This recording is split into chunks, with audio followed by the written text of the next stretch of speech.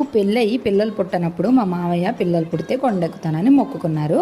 అలా అని చెప్పి హవిని తీసుకొని వెళ్ళామంటే ఎక్కడం కుదరదు కాబట్టి హవిని అత్తయ్యని ఇంట్లోనే వదిలేసి మేము ముగ్గురం కూడా స్టార్ట్ అయ్యి వెళ్దాము. కరెక్ట్గా ఆటో వచ్చిన టయానికి మా మామయ్య నాకు తల తిరుగుతుంది, నేను మొన్ననే మెడిసిన్స్ తెచ్చుకున్నాను అని చెప్పారు.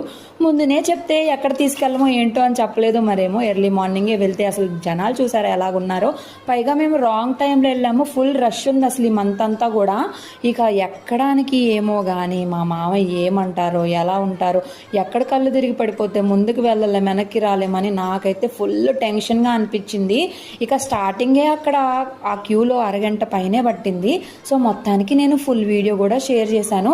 అసలు మేము ఎలా ఎక్కాము, ఏమేం చేసాము, ఎలా ఎన్ని గంటల్లో రీచ్ అయ్యాము, అసలు ఏం జరిగింది అనేదంతా కూడా మీరు చూసేయవచ్చు. ఒక 500 స్టెప్స్ ఎక్కగానే మా మామయ్య బ్రేక్ఫాస్ట్ చేసేసి టిఫిన్ టాబ్లెట్స్ వేసుకున్నారు. ఇంకా టెన్షన్ అంతా మా మామయ్య గురించే నాకు మాత్రం.